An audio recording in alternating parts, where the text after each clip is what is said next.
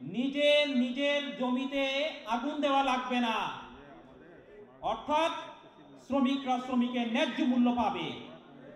এরকম একটা অভিভাবকত্বমূলক সরকার এবং রাষ্ট্র আমরা সামনে চাই, সেই সুযোগ আমাদের সামনে রয়েছে।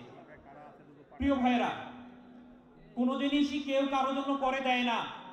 সবকিছু আমার ঘর আমাকেই তৈরি করতে হয়, আমার ভবিষ্যৎও আমাকেই তৈরি করতে হবে। সুতরাং সরকারে যারা আছেন, অন্তর্বর্তীকালীন সরকারে, তারা যে আমাদের জন্য সব কিছু করে দিবেন, এটা একটা আশার বাতুলতা।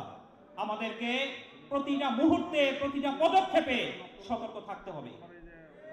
প্রিয় ভাইরা, আজকে সচিবালয়ে আগুন লাগলো, বিশেষজ্ঞ টিম রিপোর্ট দিলেন কি লুজ কানেকশন। আমরা বলতে চাই সচিবালয়ের আগুন লুজ কানেকশনে হয়েছে কিনা আমরা জানি না, কিন্তু আমরা এর মাধ্যমে বুঝতে পারছি বর্তমান ডক্টর ইউনূস আহমেদের সরকারের মধ্যে লুজ কানেকশন রয়েছে। না হলে কেন যথাযথ কোন রকমের প্রোটেকশন ছাড়া যে কেউ সচিবালয়ে ঢুকতে পারে? ছোট ছোট ছাত্ররা তো দাবি করবেই, কিন্তু আমরা দেখতে পেলাম কি তাদের সামান্য পরীক্ষা দিবে কি দিবে না এটা নিয়ে সচিবালয়ে ঢুকে যায়। কোথায় সচিবালয়ের নিরাপত্তা? আমরা ডক্টর ইউনূস সরকারকে আমরা সতর্ক করে দিতে চাই, আপনি আমাদের অনেক চরম কামনার একটা আদরের একটা সরকার, আমরা আপনাকে নিয়ে অনেক বড় আশার জাল বুনেছি।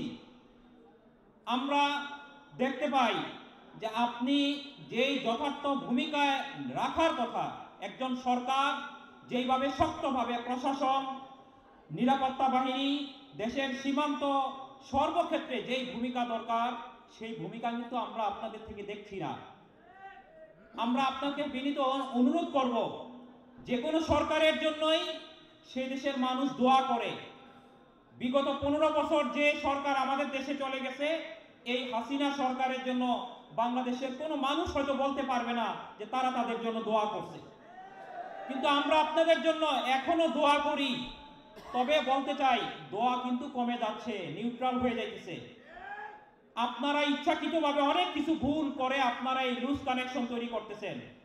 মোস্তফা সরোয়ার ফারুকীর মতো এরকম নিকৃষ্ট ব্যক্তি আমাদের সংস্কৃতি অঙ্গনে থাকবে উপদেষ্টা হিসাবে।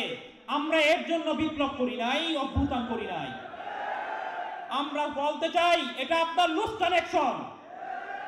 এই ধরনের ব্যক্তিকে দিয়ে আপনি প্রশাসন চালাইতে পারবেন না।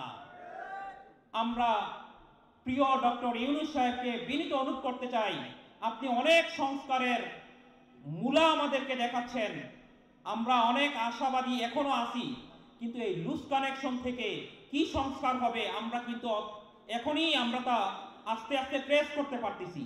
সুতরাং আমি সরকারের কাছে আহ্বান করব যে সরকার অন্তর্বর্তীকালীন হোক আর নির্বাচিত হোক আর যে সরকারি হোক, একজন নারীর যেমন একজন স্বামী থাকে, সে কোনোদিন সৎ হয় না।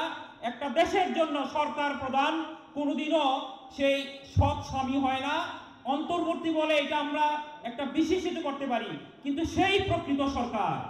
সুতরাং আপনার কাছে আহ্বান করব, এদেশের নির্বাচনের জন্য যেই ধরনের ভূমিকা, যেই ধরনের সংস্কার নেওয়া দরকার, সেই সংস্কার আপনি গ্রহণ করেন। এক্ষেত্রে আপনার কোনো লুজ কানেকশন দেখতে চাই না।